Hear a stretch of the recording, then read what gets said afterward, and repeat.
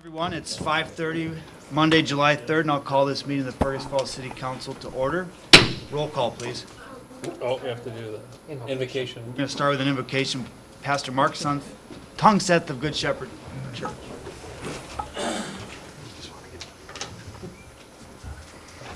Thank you for the invitation to be with you tonight. Let's pray. Lord God, this is the day that you have made, and we rejoice and we are glad in it. We are glad for what you have given to us in our community. We thank you for this community. We thank you for those who are gathered here tonight as the civic leaders and for the authority that they have. And we thank you that you have given them the calling to serve in this way. We pray that you would bless them tonight. We thank you that all authority truly comes from you, and that you have delegated this authority to these individuals who are gathered here tonight. And so we pray your blessing upon our mayor and upon our city council members and the other leaders of our city government who are here tonight. We thank you for those you have raised up to serve us in our community, for those who are giving us protection through our peace officers and our firefighters. We thank you for our educators and our business leaders and the civic organizations that are a part of this community. So Lord, we thank you for our churches as well, and for all those who are gathered here tonight. We just ask your blessing on this meeting. Bless the discussions that are being made, and may there be a spirit of understanding where there is disagreement, and a spirit of unity where there may be confusion and disorder. We know that all good things come from you, and so, Father, we pray your blessing upon this meeting and each person that's here tonight. In Jesus' name we pray. Amen. I pledge allegiance to the flag of the United States of America and to the republic for which it stands, one nation, under God, indivisible, with liberty and justice for all.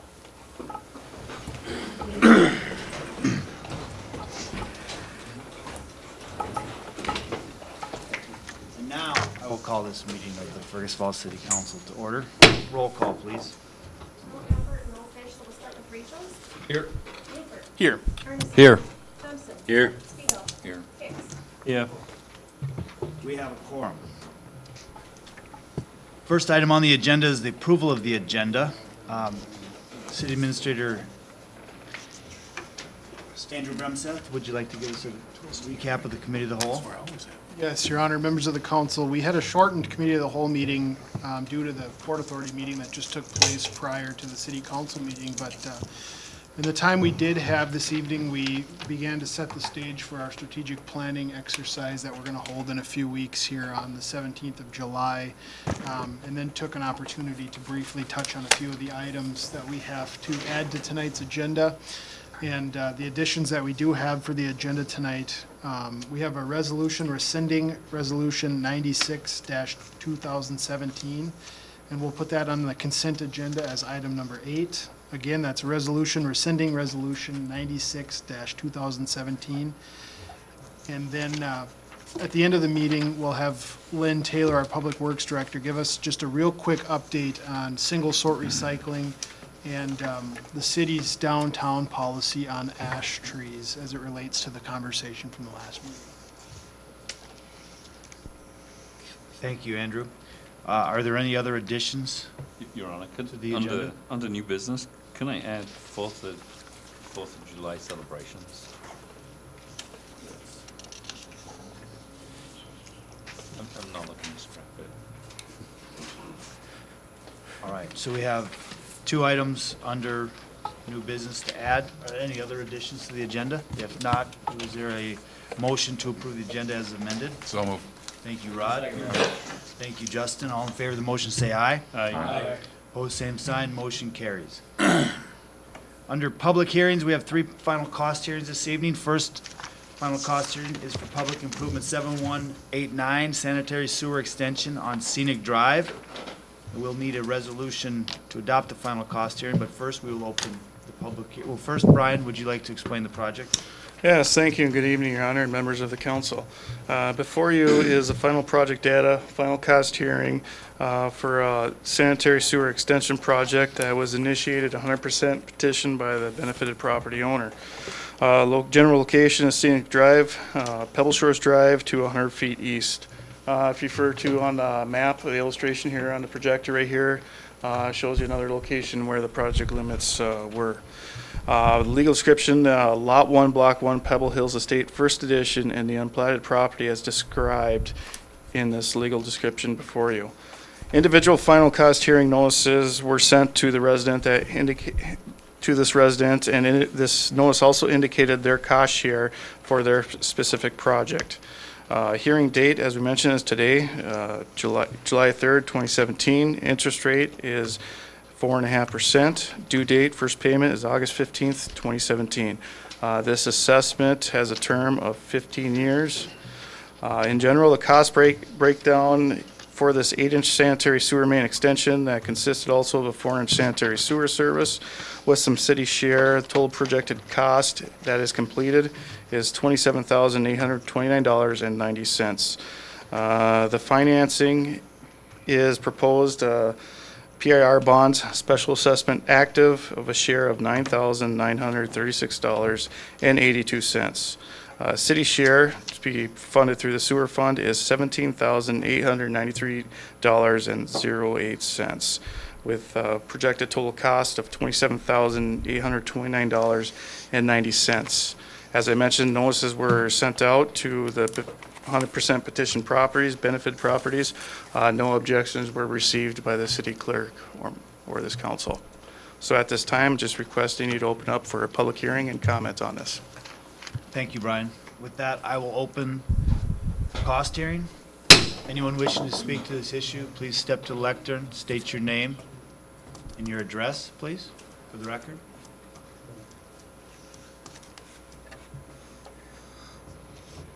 Mr. Vaughn, did you want to speak to this? Oh, no, I thought they were talking about. Oh, I'm sorry. Sorry.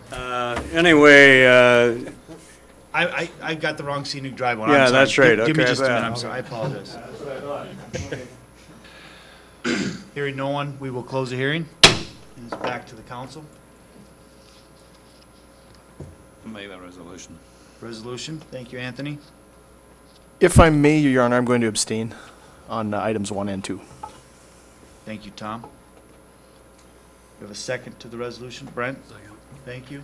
Any further discussion or questions of our city engineer? If not, roll call, please. Rachels. Yes. Rupert. Armisen. Yes. Yes. Spiegel. Yes. Hicks. Yes. The resolution is approved. A second item under public hearings is a final cost hearing for public improvement 8200 water main extension on Scenic Drive. City Engineer Brian Uvaro. Thank you, Your Honor. Before you is a final project memo and data for public improvement 8200, a water main expansion project located along Scenic Drive. Background history, this project was initiated in 2013 by 100% petition of the then adjoining property owners at that time. This consisted of approximately 700 lineal feet of water main extension, 12-inch diameter water main was proposed to be installed and was installed at this time. Construction work was completed in 2013 with the restoration work finished in 2014. As mentioned, this is a 100% petition project, location Scenic Drive, Pebble Shores Drive to 700 feet east.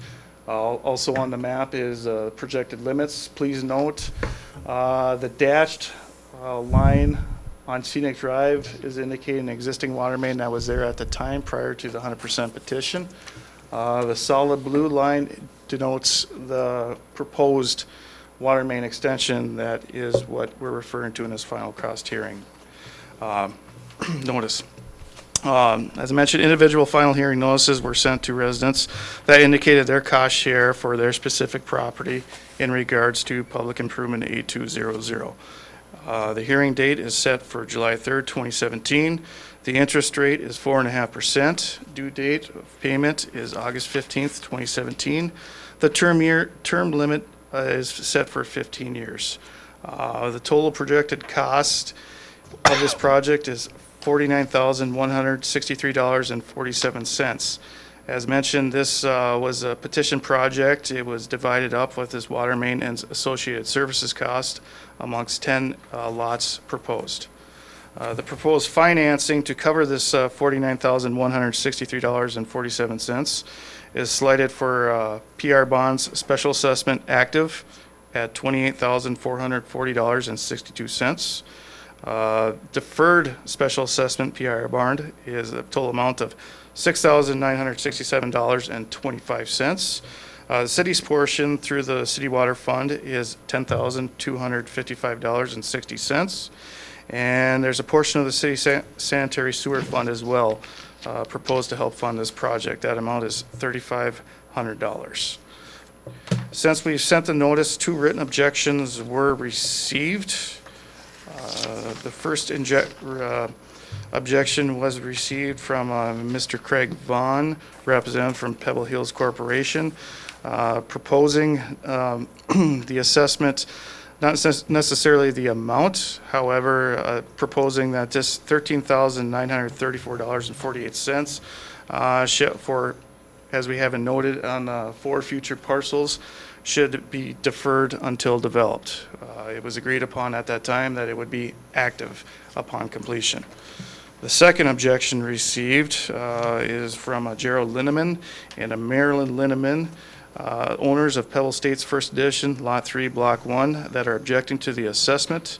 They indicated they purchased a property in 12/15/2014. The purchase was made to eliminate the possibility of someone on the above-mentioned lot.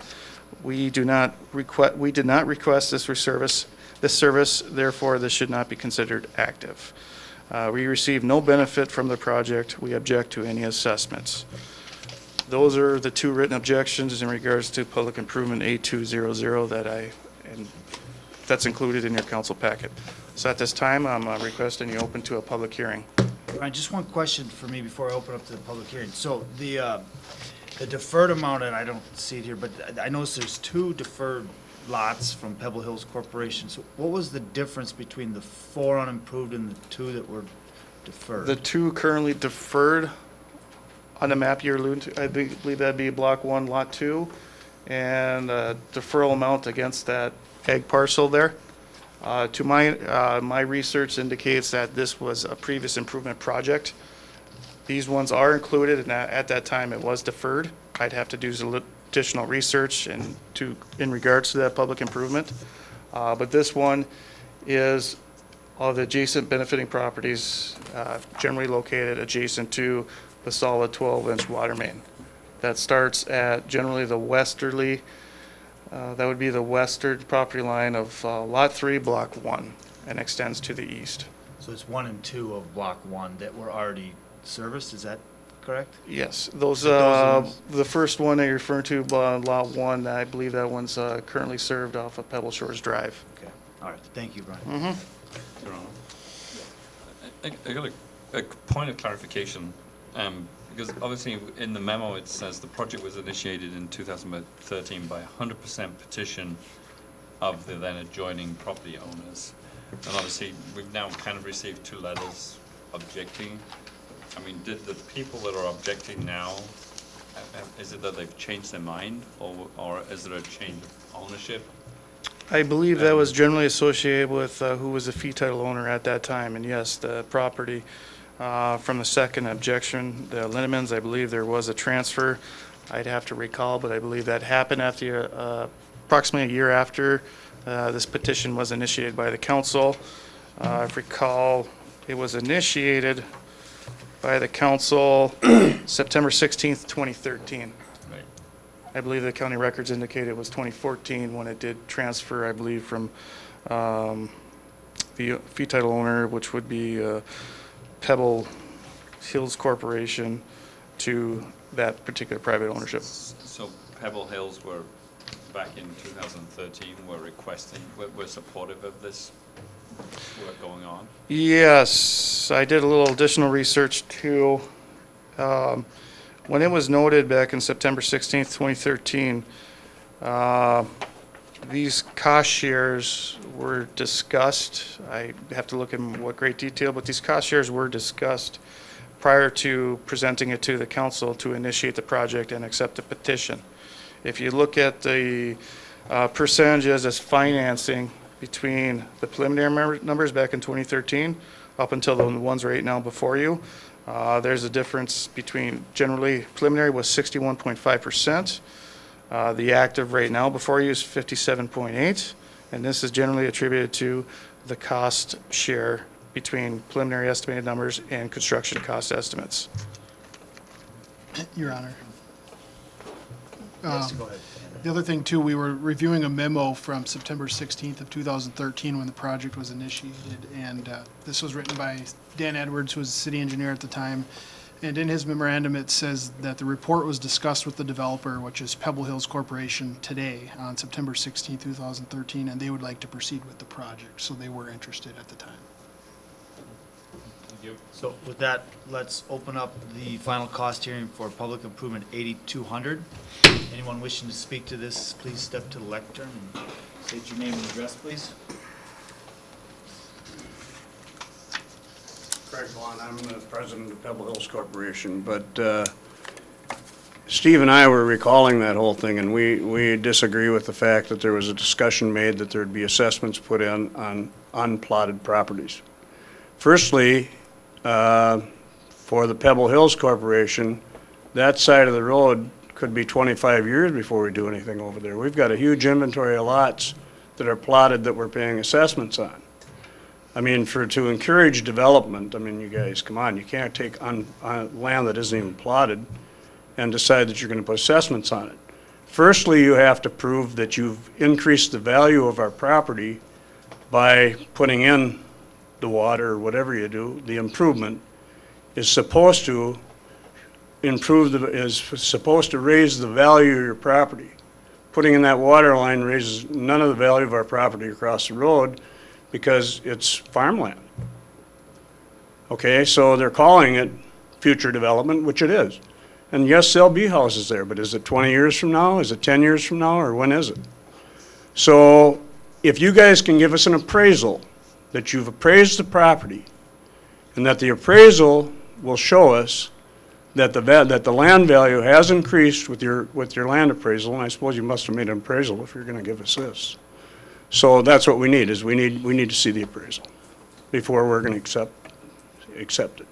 Firstly, I mean, you should be developer friendly, and when we first went into Pebble Hills, I think it was a 7-year arrangement we had when we started the thing before any assessments would kick in on anything, so we would put a major chunk into the thing and get the thing rolling. So the city was great to us.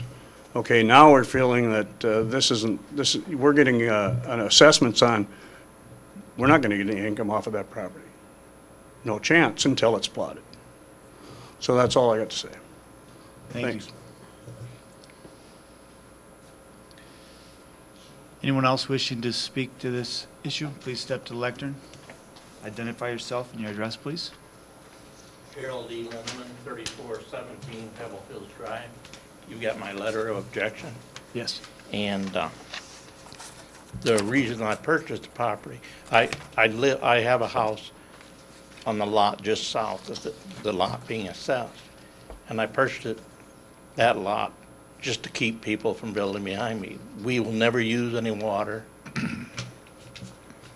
And so I don't see why we should be assessed the same amount as the person getting service on the end.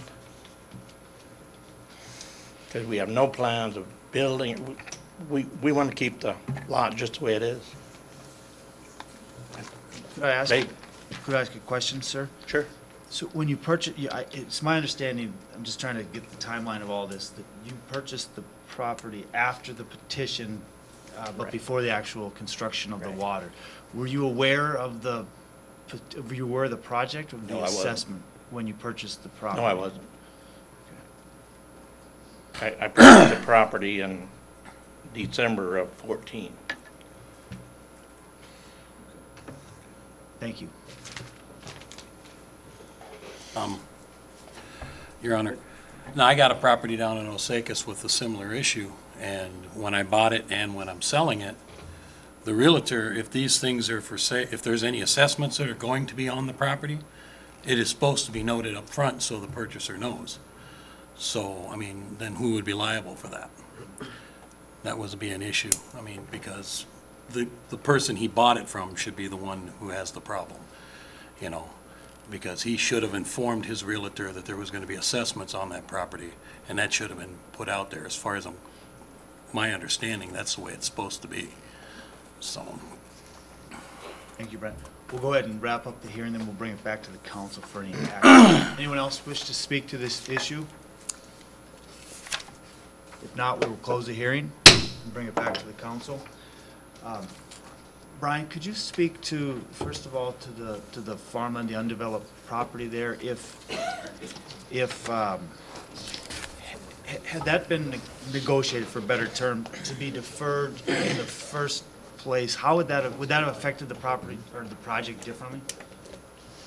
It'd just be, we'd carry the If at cost that time, until it's developed, correct? to the best of my knowledge and everything, that was the impetus to get the project. I can't speak to if it wasn't placed on active status right now, if the city would have extended a 700 feet of 12-inch main that virtually to this date serves Lot 6.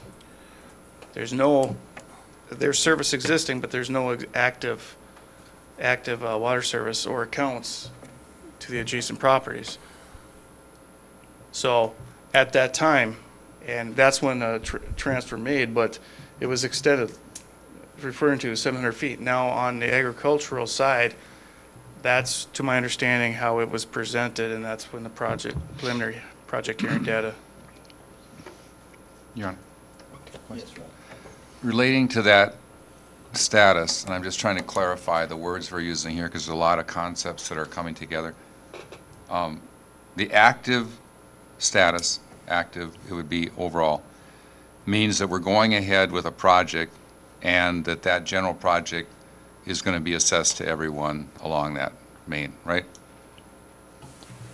It means Active paid means, when it's yeah, paid paid, now. right, paid. Active no, upon- Not deferred, active, meaning, Upon the final cost hearing. yes, okay. To be determined final, active or deferred. All right, now, second question, this might be for our attorney, but isn't it true that each individual owner then, after this point, could petition for a deferment on some of that property, even though we go ahead with it? Isn't that allowed?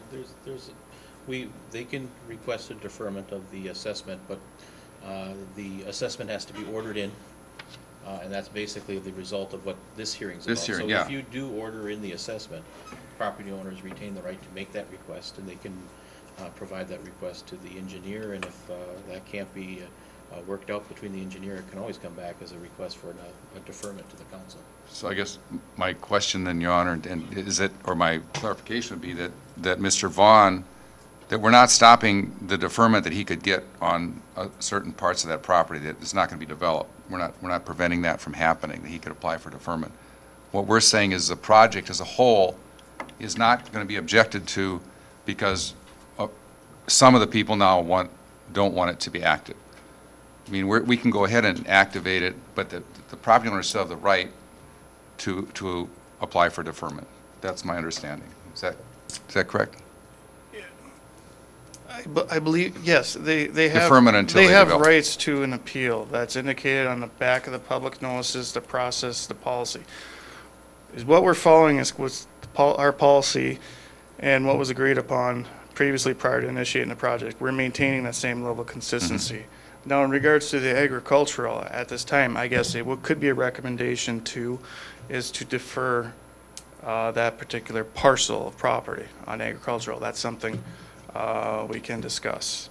But as far as from the Lindeman, I have a little bit more difficulty taking that because it was 100% petitioned.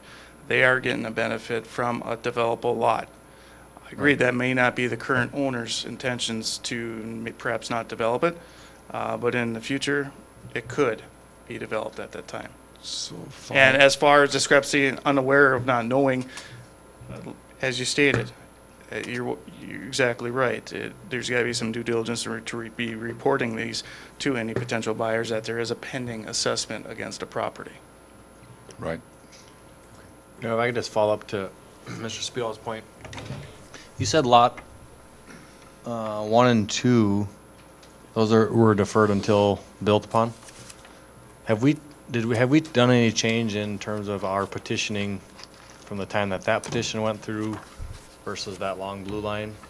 Or would we approved it and then it went through the deferral process, as Rod's pointing out, to get those deferred until built upon? Or did we change our? It could be negotiated at that time when it was discussed prior to presenting to the council to accept that petition. I can't speak, I'd have to do some more research, I'm sorry, No, that's about fine. that particular improvement project.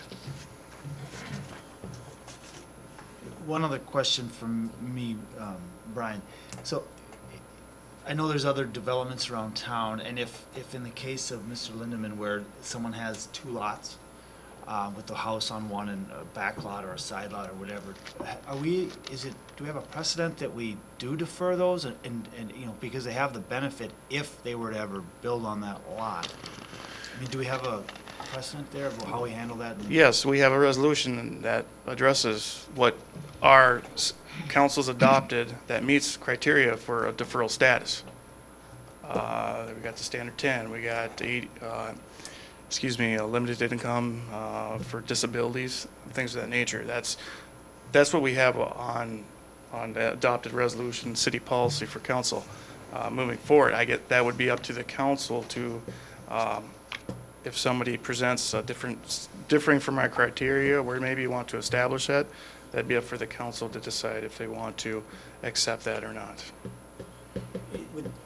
And just, is this different than, say, I'm assuming that different projects have different criteria. For example, a pavement of a street is different than a water versus a sewer or Yes, wholeheartedly. It depends on what existing conditions are. That generally will equate to what your costs are, and more so if it's how it's petitioned, how it's accepted. If it's a supermajority by the council, 35%, or in this case, 100% petition project. In the packet too, you have another 100% petition project as well.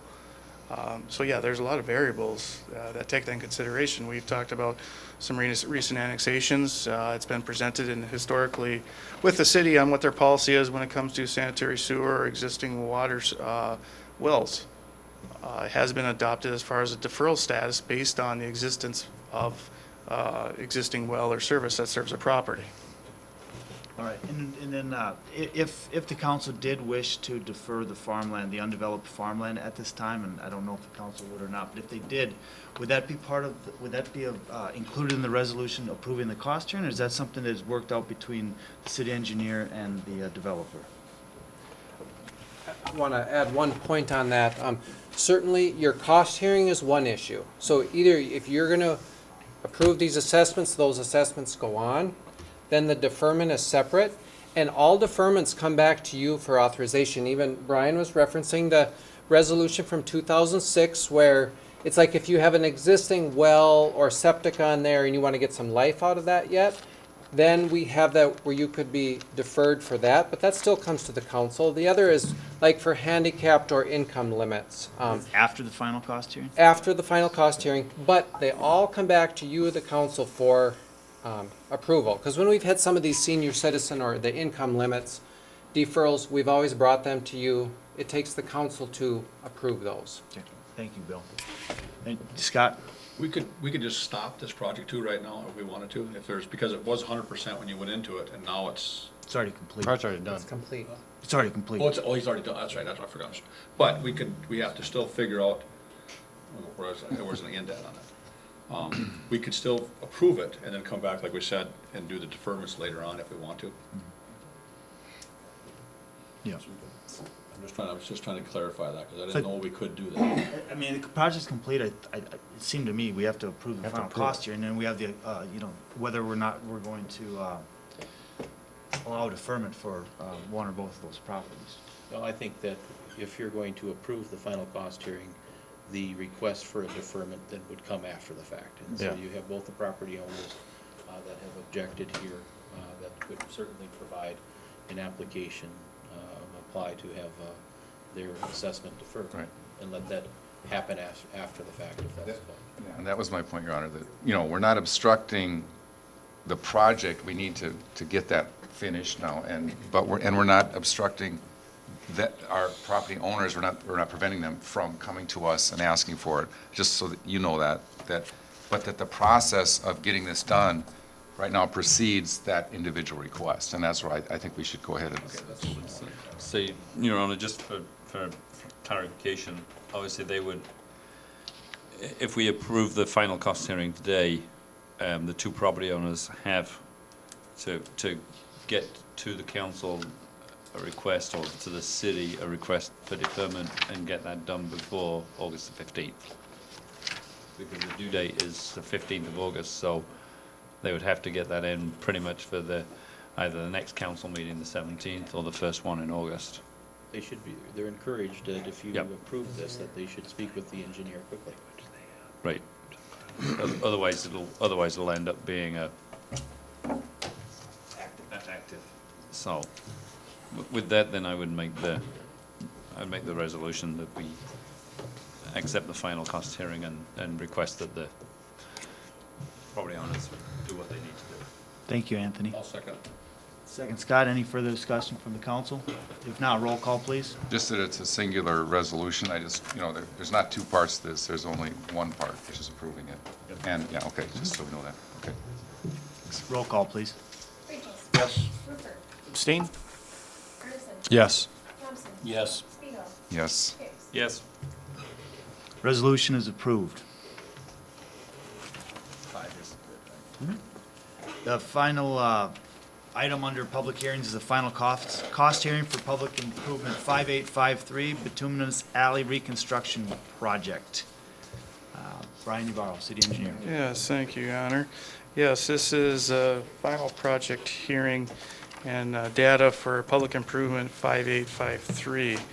I'll give you a little recap. This was a city council initiated bituminous alley reconstruction project. It was initiated on July 21st, 2014.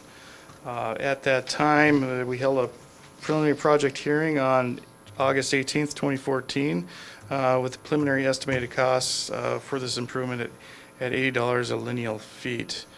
You can please refer to the map, what we're referring to on block 20 there with the abutting adjacent owners. This project was initiated, it was part of a recent public improvement project on Court Street.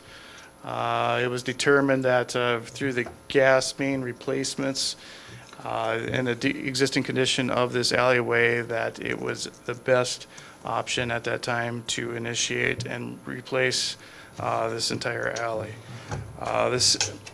Excuse me. The city's cost share for this improvement includes the parking lot frontage, the senior center property, and the federal property courthouse, which is not eligible for special assessments. It's also noted in a memo that Great Plains Natural Gas Company paid for a portion of this project too.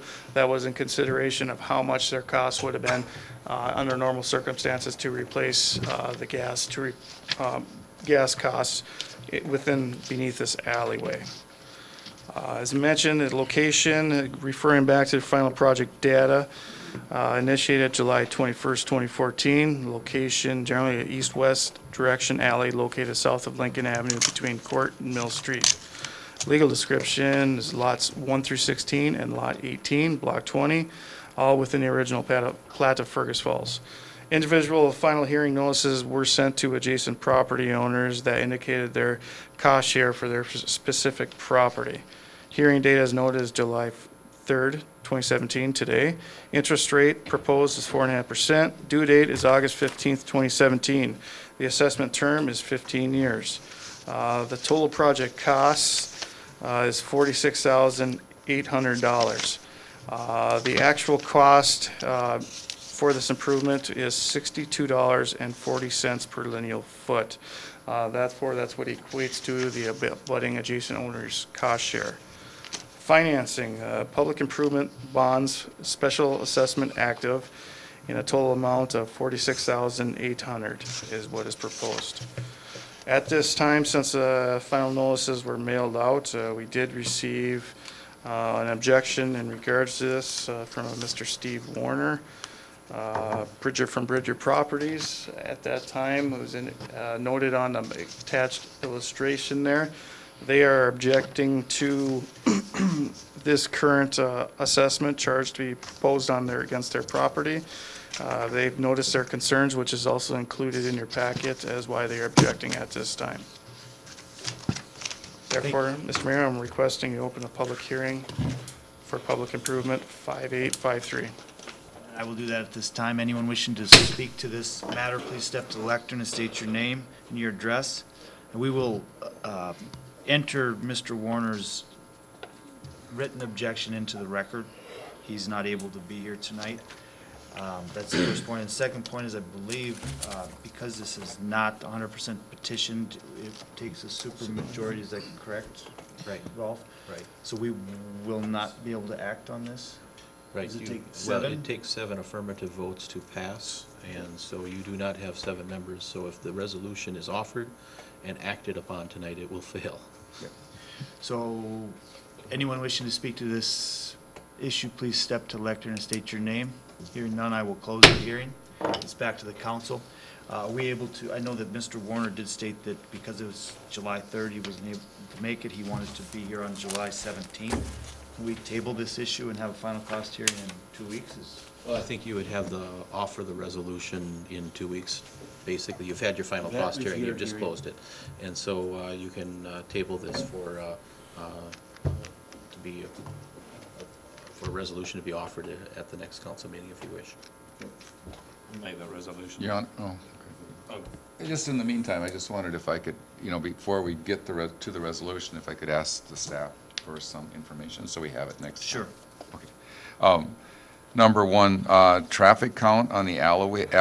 And I only say this because this is probably, in my mind, one of the busiest alleys in Fergus Falls, because I end up throwing the stuff out the window. My wife hands me bills, and I pay them down there, drive through the alleyway, and I see a lot of people going through there. But, so there's a lot of traffic there, and I just was curious if the traffic count then would figure into the, the assessment. There's a lot more people use that alleyway than, let's say, an alleyway that would adjoin your property if you're in a private, I just wanted that discussion so the staff could bring us a little bit of maybe insight on that next time, before we vote. Sure. Does that make sense? It makes total sense. And then the second one, Your Honor, was, this was initiated by the city, right? So it wasn't a petition at all? Yeah, totally. And that's the reason why there's a supermajority Yeah, that's required, right, because I it's understand. petitioned by the city. Yeah, okay. Your Honor, Yeah. I'll be Scott. gone on the 17th, so you'll need a unanimous, if everybody's going to be here that night. But I will be gone, I'll be on a convention, so just so you know that. We can do it that night. Thanks, Scott.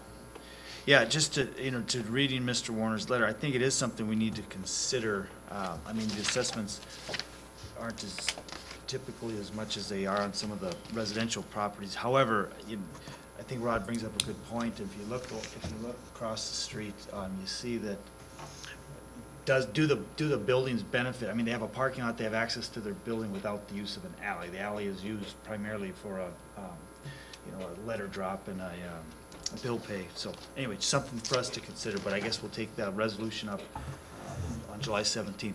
Anthony, you had a motion to table the voting on the resolution? Correct. Is there a second? I'll second that, Your Honor. And that was a motion. All in favor of the motion, say aye. Aye. Opposed, same sign. Motion carries. Under awarding of bids, we have a resolution awarding the library moving services contract to Fetz Moving Company and authorizing the mayor and the city administrator to sign the contract pending favorable library construction bids. We have our library director, Aaron Smith, here. If anyone has any questions, or any comments you'd like to add, Aaron? I can just kind of walk through the memo that's in your packets. The city issued an RFP for moving services to move library collections, furnishings, equipment, and materials from the library building to its temporary location at 1505 Pebble Lake Road. And the proposals were due on June 19th. We did receive 3 proposals from All Furniture Incorporated, Fetz Moving, and Talent Movers. And the proposals were reviewed by staff, and the recommendation is to move forward with Fetz Moving Company. Just a little bit of research on them. The cost proposal was the lowest of the three that came in. It's within the estimated budget for the move. And the FET's moving company also does have demonstrated experience moving libraries. It's able to move the library in the time frame that we were looking for. And reference checks also revealed that people had positive interactions with this moving company and experiences with them. So the authorization is of the contract award, of course, is pending the award of the construction contract for the public improvement project. Thank you, Aaron. Anyone, Justin, do you have a question? I just have one question. I think we Sure. already asked this a while back, but this was just for the services of moving it there? Correct. And then I think you had referenced maybe coming back, we might have a lower fee because not all the stuff would come back. Am I right on that? Primarily the furnishings and the shelving. All of that will be moving back, so Plus that Aaron's should going to ask be- the council to help remove the library back. Right. Thank you. I haven't brought that up yet. Thought I but- remembered that, but I just wanted to make sure. Thanks, Aaron. Yep, you're Anthony? welcome. What was the value or the quotation of the other two? The other two.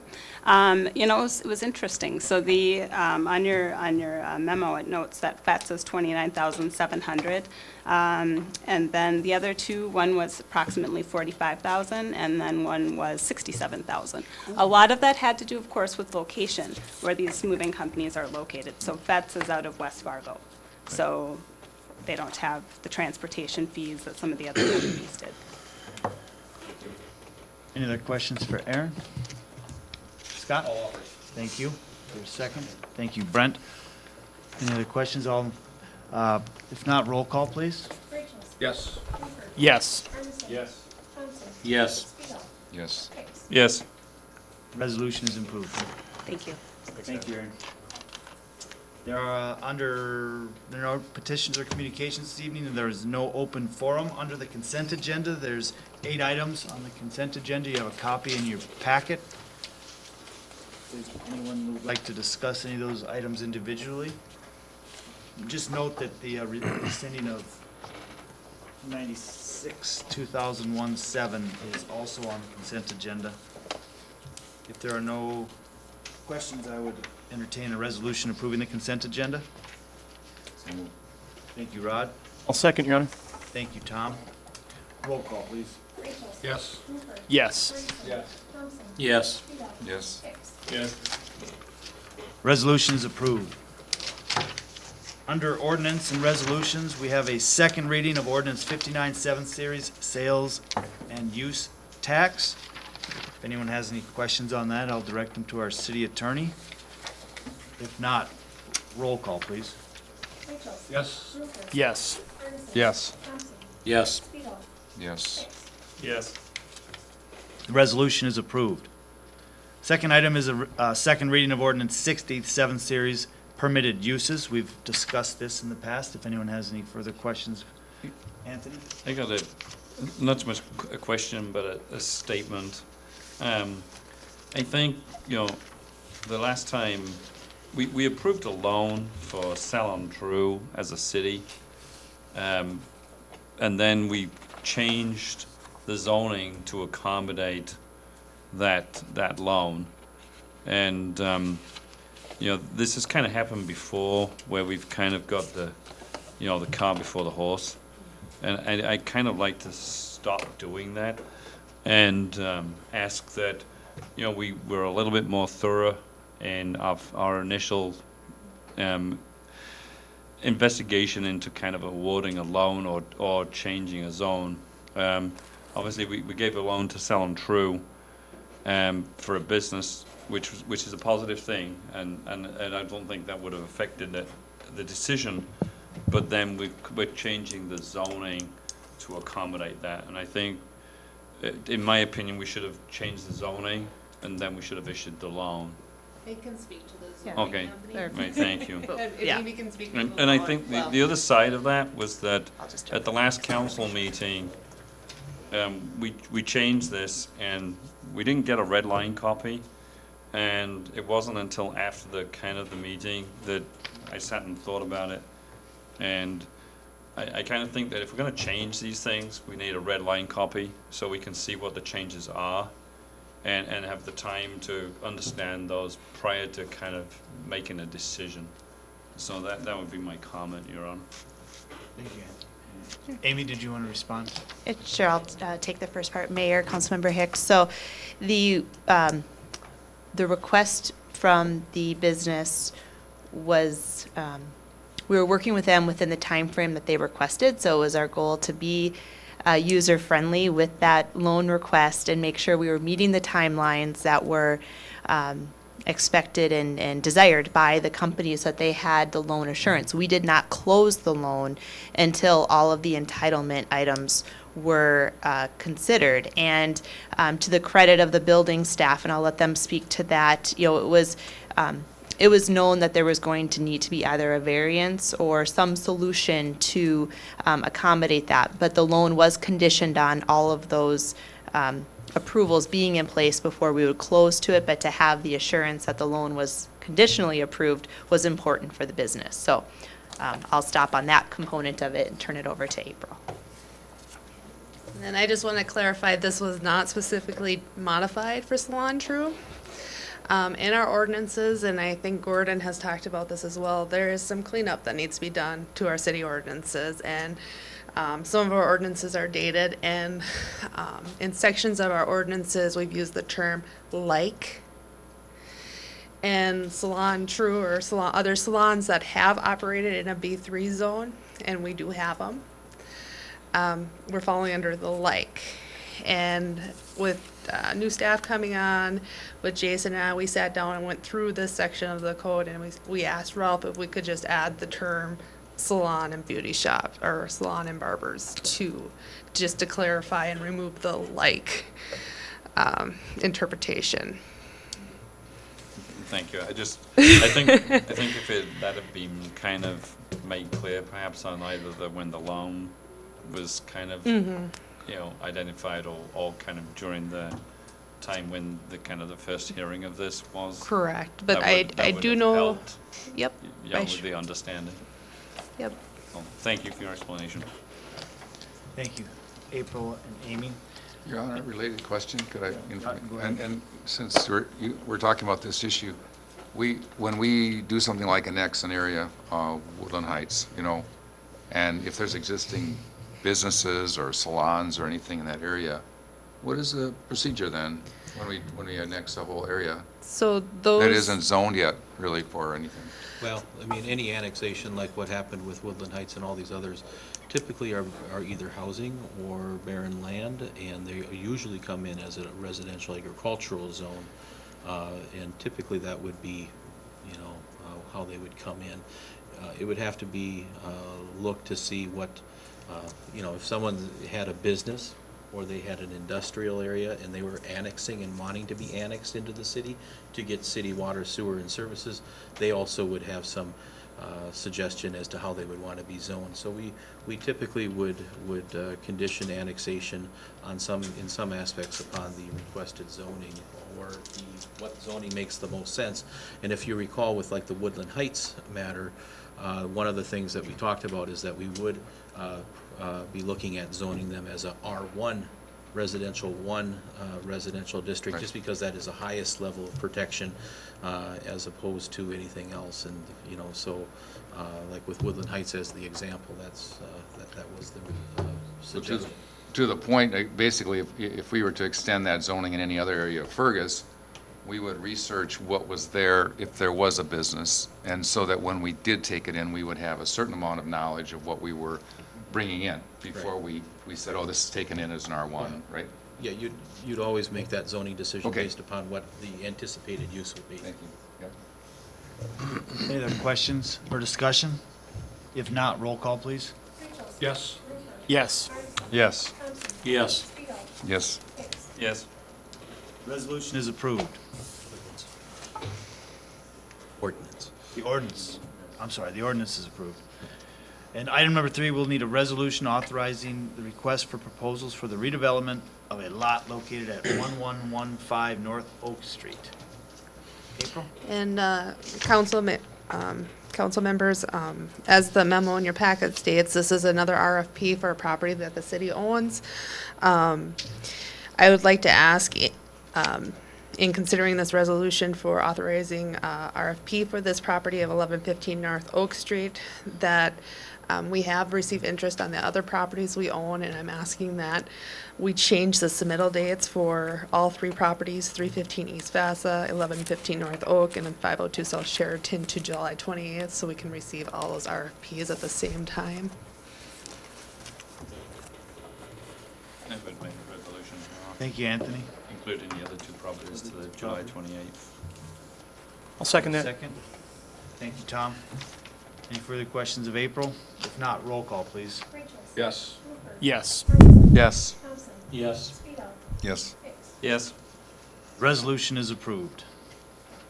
Under presentation of claims tonight, we have claims in the amount of $757,095.71. If anyone has any questions, we'll direct them to Bill Sonmore, our Finance Director. If not, we'll need a resolution. I'll offer that. Thank you. Scott? Second it. Brent? Roll call, please. Yes. Yes. Yes. Yes. Yes. The resolution is approved. Under Board, Committee, and Department reports, item number 1 would be a resolution approving the rezoning of a parcel of property located at 411 East Junius Avenue from I-2 to B3 as requested by Timothy Helen and the Secretary of Veterans Affairs. Note that the Planning Commission has recommended denying this request. April, would you like to speak to this? If you reviewed your packets in your council packet this evening, there's quite a bit of information regarding this property. Lynn's pulled up pictures of what the property looks like. And I'll let them just scroll through here if anybody has questions for me regarding this property. There was quite a bit of discussion. It was a lengthy meeting for the Planning Commission regarding this property. A lot of questions were asked.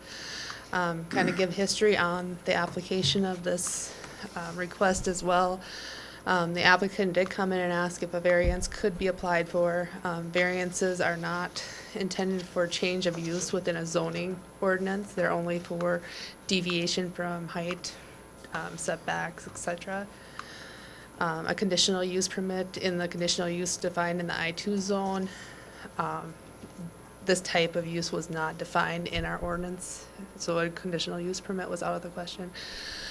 So we suggested that he provide or try for rezoning with the understanding that, can you pull up the zoning map, Lynn, or the, that would work. The property is circled in green.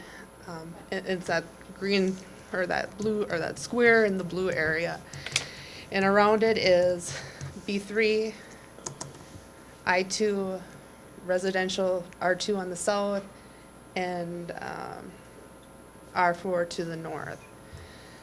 And what Gordon, as the city planner, had advised or suggested is that the petitioner rezone the area.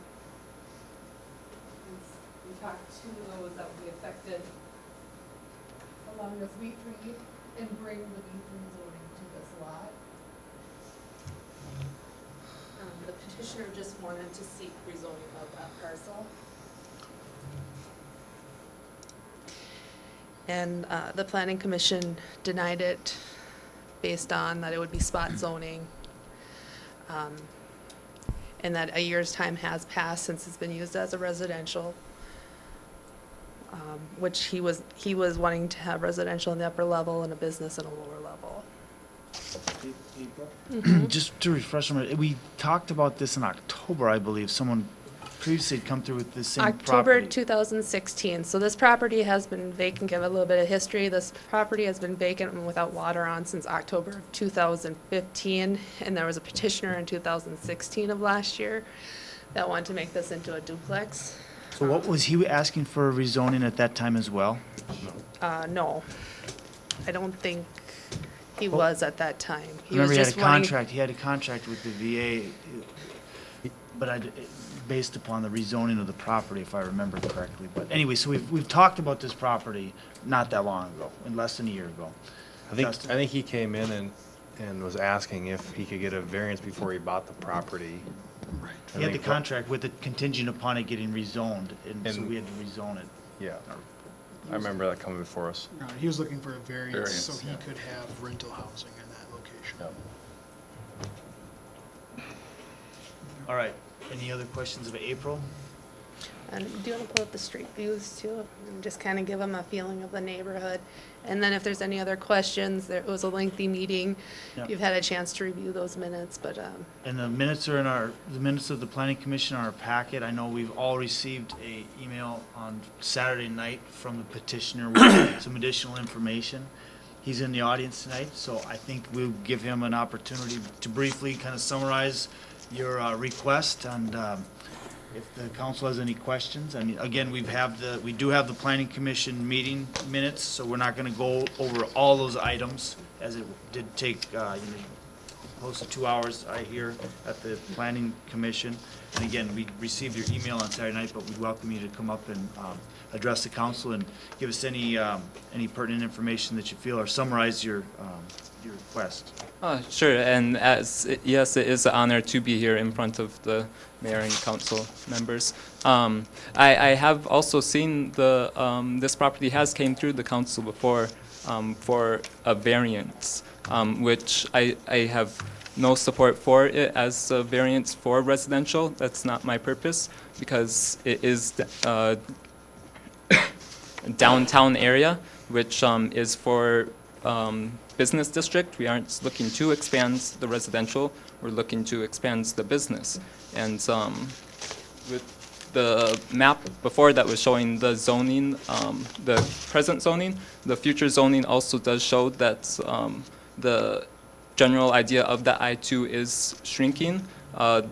We have 2 downtown industrial districts. The western one, they're hoping to fully turn that into the B3, where the other one we are slowly growing that B3 while relocating the I-2 to other parts of the outer part of the city.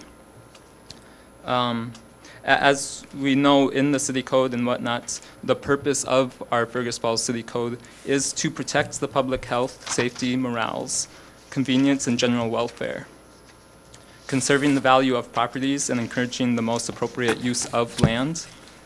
Vacant in need of repair lots seems to be a common thing in Fergus, and it is not in the best interest of the public health, safety, morale, or general welfare. The restrictive downtown I-2 zoning is stripping bare the property value of this Junius 411 house. Allowing to be grandfathered in post-zoning is a very unconventional land use practice. The land uses around that house on the Block 30 is 10%, which is residential, which mine, that's just one lot. 2 of the lots on Block 30 is industrial, 20%, while 6 of the lots are B3 uses already. And then, of course, this lot, the remaining 10%. So it must be brought to the attention at what point is immediate action to be required. We have so many. I mean, it's interesting, just at this council meeting alone, we've already brought up 3 other houses in need of repair. This 411 Junius house has the downtown location that I am looking for, the historical characteristics, and the readiness of it to be renovated to fit desired clinical needs. These factors are what is causing me to pursue this. And then I just have this one thing left, just if we are to pay attention to the summary, it's now. Granting this zoning ordinance maintains the essential character of the locality, protects the health, safety, and welfare of the public, upholds the Fergus Falls City Charter and Code in addition to our zoning ordinances, is in alignment with the comprehensive plan for downtown B3 growth, I-2 relocation. It's consistent with the mixed surrounding land uses on Block 30, It upholds the equality in allowing the expansion of B3 uses in Block 30, as the VFW has done prior to me. Is consistent with Fergus's signed Green Step resolution to reuse and have redevelopment of lots in Fergus Falls. And lastly, protects the lot's value and base tax revenue of city interest. Thank you for your allotted time. Thank you, Mr. Helen. Anyone on the council have any questions of Mr. Helen? Mr. Helen, did you say that you'd be open to other options than rezoning? Or is that the only outcome that you would? From my research and whatnot, I believe rezoning is the only logical step for the city to take. If prior to this, the city has taken steps of allowing the VFW to obtain B3 lots, prior non-conforming lots for B3 uses, which I do not find supportive of law. So, I mean, in my own opinion, from research, it feels this is the best route, but I'm sure the attorney. Thank you. You bring up an interesting question, and it's a good question that the council should understand as well. I mean, it's called spot zoning, and you know what spot zoning is. You've included some of that information with the Planning Commission. But if you could pull up that one map that showed the area around the area, this is a very good example as to what he's. There you go. Right there, the center square, they're outlined in the very middle of that entire zone. It's a very good example as to what spot zoning could look like. Not necessarily saying that that is spot zoning, because the only individual or the only person that can really know that for a fact is a judge. Sure. The judge is the one that defines whether an action such as this is spot zoning. And you've asked it during the Planning Commission for a definition of what spot zoning may be, and under Minnesota law, it has been defined to some extent. And it talks about a zoning amendment, and right there is what you're proposing of the city council is a zoning amendment. I want you to amend this to a different zone. But any zoning amendment, spot zoning refers to a zoning amendment that, one, isn't supported by any rational basis. Well, you've stated some rational reasons that I think the council can sink its teeth into. Two, which establishes a use classification inconsistent with surrounding uses and creates an island of non-conforming use within a larger zone district. And that's kind of the issue that kind of presents itself, is you've presented an island here. And the concern to the city council is that if this dramatically reduces the value for use specified in our zoning ordinance, and it creates a diminution in value to other people, that they could claim that they would be harmed, that they could have a leg to stand on in coming before and making a request of the court to make a determination as to whether or not this is in fact spot zoning. So, I mean, the concern here for the city council is whether or not someone out there would be willing to initiate a lawsuit to have a judge decide whether or not an action to approve what you are wanting them to do is in fact a spot zoning activity from the council, but it's also upon that person to allege that they've been damaged in some form and be able to prove that to a judge. And nobody here, I don't think, can make that determination, because that is really what the judge is. And this really, I look at the function of the council as kind of the gatekeeper to these types of questions, because the question ultimately would be answered by a judge. Correct. And would be given facts. I mean, if you're open to having a further discussion about maybe trying to craft a variance that gets kind of where you would like to go, but kind of seeks the protection from the city, perhaps we could engage in that discussion further. But the problem that we have here is we have this thing called the 60-day rule, and I don't know if you know about that. Yes, I do. The 60-day rule basically says is that when you've made, and it particularly applies to zoning requests, is when Correct. you've made a request to change the zoning, the city council has to make some decisions within 60 days where they have are deemed to have accepted the request. And we're getting pretty close to the end. Oh, we're getting close. So, I mean, if you're open to having a further discussion My suggestion perhaps, and if the council is open to having a further suggestion, to try to flesh this out a little bit. then Which I am open to extending that 60-day, because I know that the city can come to me and ask for extension of that, which I am open to. And it's a two-way street. The city can ask for an extension, and you can ask for an Correct. extension. If you're gonna make the request for extension, which is what I'm hearing you say right now, is then it should be in writing and delivered to the city administrator that you're asking for an extension of the decision today, so that you can explore this a bit further. But it has to be something in writing from you.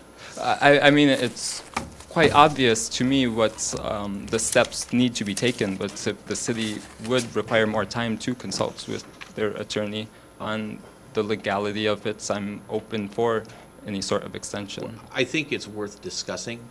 Yeah. And crafting. Because it is definitely a heavily weighted issue. Another mention that wasn't brought up was that some court of law will also look at the comprehensive plan and what the purpose of the city is, where we by no means are looking to expand our industrial district downtown. We've already opened up many other industrial parks on the border of the city.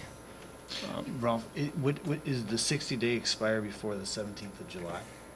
Do we need to work, we act need- on this before? If nothing is done tonight, and I would suggest that you write something right now and hand deliver it while we still have a meeting going on. And then I think the council can accept that from you, but it has to be in writing from you. It just can't be oral. It can't be an oral request, it has to be in writing. I understand that. And so if you write something down that I hereby request the city to hold off on having a further discussion on this matter so that we can talk about a possible solution, that would be sufficient. I'm fine with that. Yeah, Your Honor, I would recommend that we just receive in writing from Mr. Helen requests, and then that we act on this at our 17th meeting. Sure, I think if you want to write that up, we can probably go on. I don't think we have until the 17th. Or that we We'll take it up receive the again. request and then we gotta act on it tonight. We act on it. And so that's what I'm telling you, is sit down, write, come back with a request, and I think that we can. Got a simply- pen and paper? I have a question though, Your Honor. Yeah. While Mr. Helen's writing, what sort of budget do you have for the redevelopment of this property? Ballpark from what I've heard with a contractor in construction, 60,000 will go quite a long way with a place like that. And with, I mean, with some, that's just a general ballpark, obviously. I mean, there's other ways. I think you're underestimating that dramatically. This property is set, I mean, I swung by it today and looked around it. Have you been inside? I haven't physically sir? been inside, obviously, but. Okay. But I mean, I think the fact that it's sat empty for 2 years, I think your 60,000 will disappear very quickly. I would say you're going to be looking at least twice that much. I mean, it's, you're going to end up having to rip all the sheetrock out. While you're doing Correct. that, you're going to have to do rewiring. You may as well obviously redo the plumbing. Which the rewiring is actually what I'm And I hoping think for. you'll consume more than 60,000 very quickly. And then the outside obviously is in pretty rough shape. The yard's in pretty rough shape. If you're then going to make it look decent, which, you know, I mean, obviously that would be a vast improvement, obviously, from what it is now. Yep. But I think, you know, you need to consider that it's going to cost you a lot more than 60,000. I mean, even today when we looked at the library proposals, we see variances depending on costs and whatnot. Yeah, but I still think you're underestimating. Thank you. Yeah. I think we have a motion to table, was it? Table until we receive. To receive the request. Oh, thank you. Is there a second to that motion? I'll second, Your Honor. Thank you, Tom. All in favor of the motion, say aye. Aye. Opposed, same sign, motion carries. Thank you, Mr. Helen. I think the city attorney has a...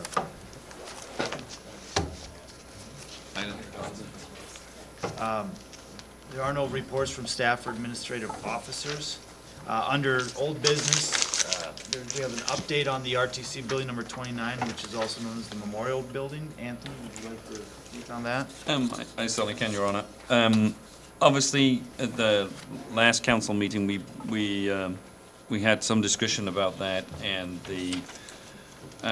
obviously I stated at that time that the Friends of the Kirkbride obviously didn't feel that they were in a position to do anything with the memorial building, and that obviously the Historical Society, it was kind of punted from the Friends of the Kirkbride to the Historical Society, and I think that the Historical Society is equally not in a position to take a lead role in doing that building.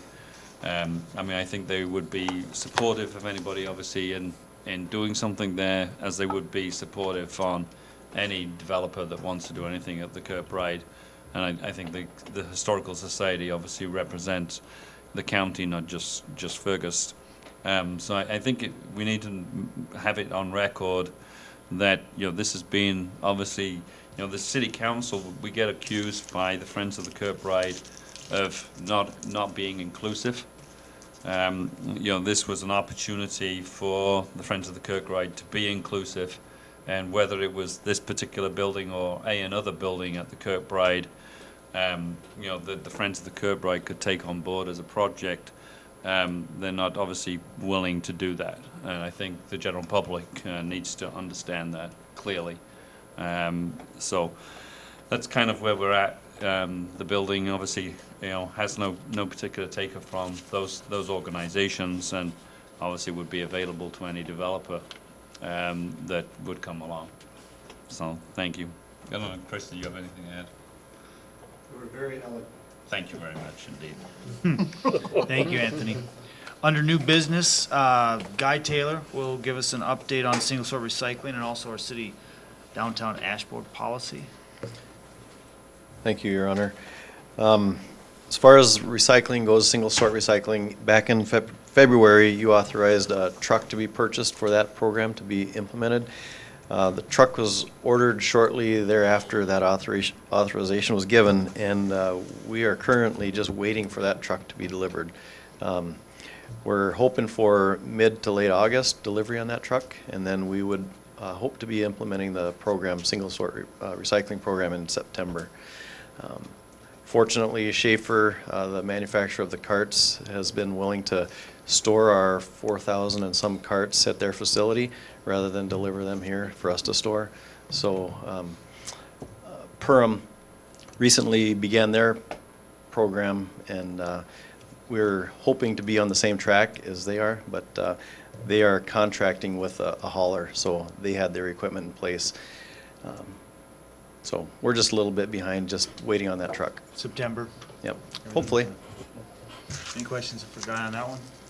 No? Okay. Thank you. Are there any, I did have one question.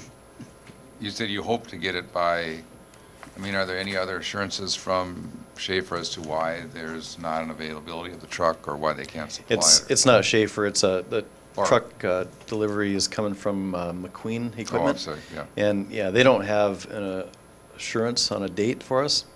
We ordered the truck off of the state contract, and with that, we're just at their mercy. We don't have a spec saying that you have to deliver a truck by such and such a date. Okay. Yeah. Thank you. Thank you, Guy.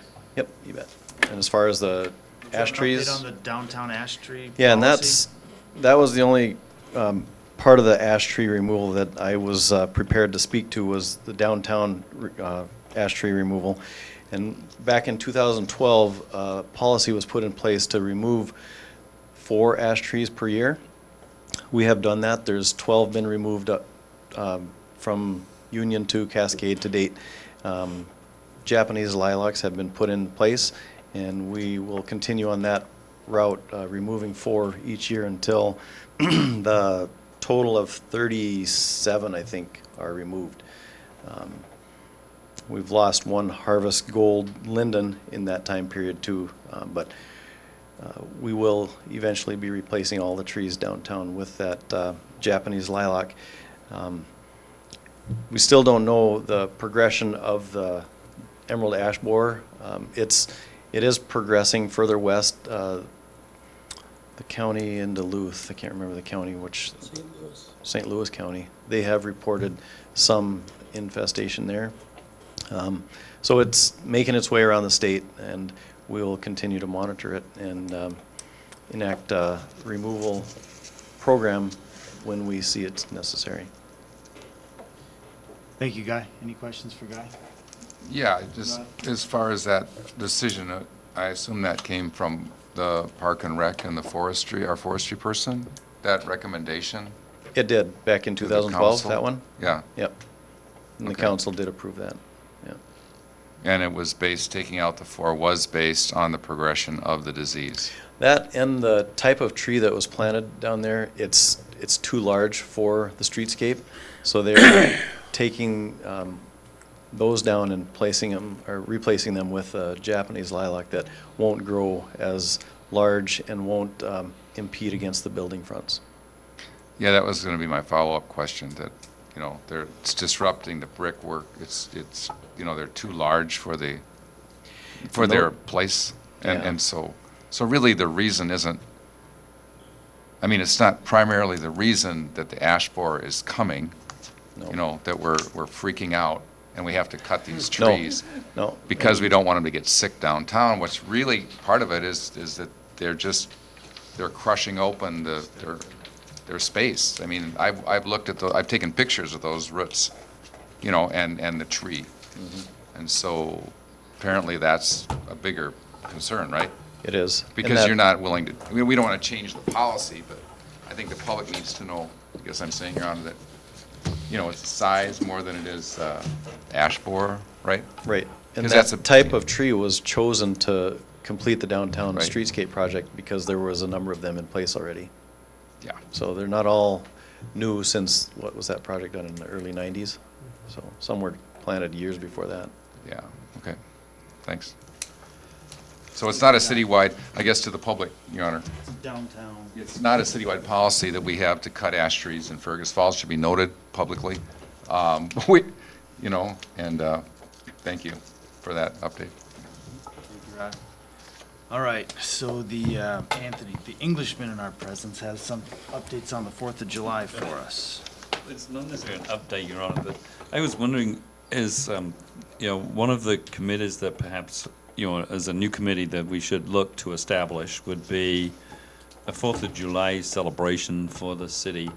You know, I was talking to somebody that's in Dalton, and Dalton collects, you know, they have a kind of a, you know, a recycle point for collecting all their aluminum cans, and then, you know, they turn that money into fireworks and, you know, obviously, you know, put on a display.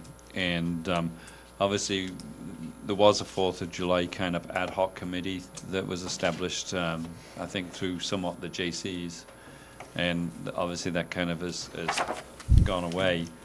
And I'm just thinking it's perhaps something that maybe we should look at adding a committee and see whether we could get interested parties to, you know, to take that on board, not necessarily, you know, the city, but and the city staff, but it should be something to celebrate.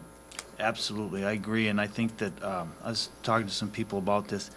There's been 2 efforts in the last 10 years to raise money from the local businesses to support, and the local businesses have been great. The support is definitely there. I think the problem is you have a 2 to 3 year exhaustion window where somebody takes it on, and after 2 years, so if we had a standing committee or some sort of structure that could perpetuate more than one person, And have some energy, their rotation on energy, it. more than this one Yeah. person's energy, because the business community is definitely there to support the effort, so we have 366 days to figure this out, so, well, let's start today. Right, okay, thank you, Your Honor.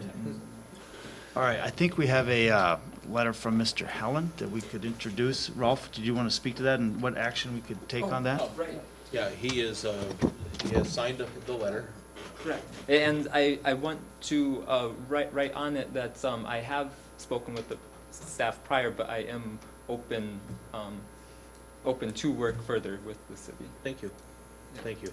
So if you would just deliver that directly to our city administrator, it's a request to delay up to 60 more days decision on your request.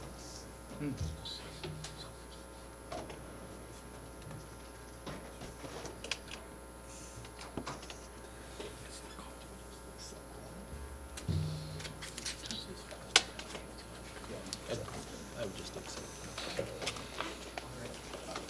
And with that, there probably should just be a motion accepting the request, and We have a motion to accept Mr. Hellen's I'll offer letter that, Your to, Honor. extend the I'll second it. period for another 60 days, is that correct? up to 60 days. Up to 60 days. Tom and Scott, thank you. Is there any further questions, or any questions, I should say, from the council? If not, all in favor of the motion, say aye. Aye. Opposed, same sign, motion carries. Thank you.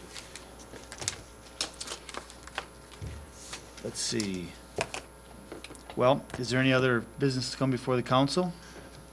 Just, Your Honor, one thing, the Shop Move and Groove is on the 13th of July, if I'm correct? Yes. Yeah. Yep. And I just want to, I would just, as a council, I would move that we heartily endorse this, encourage people to participate, thank the people that are putting it on. Absolutely. Thank you, Rod. And a reminder, as Amy reminded us earlier, that day, July 13th, Thursday, there is a Chamber Cafe here at City Hall at 7:30 a.m. And there, in the afternoon, there's a downtown riverfront presentation. What's the time on that? Open house. Open house, 3 to 7. So we encourage the public and also the council to attend that. And with that, we will adjourn the meeting and wish everyone a happy 4th of July. Mr. Taylor.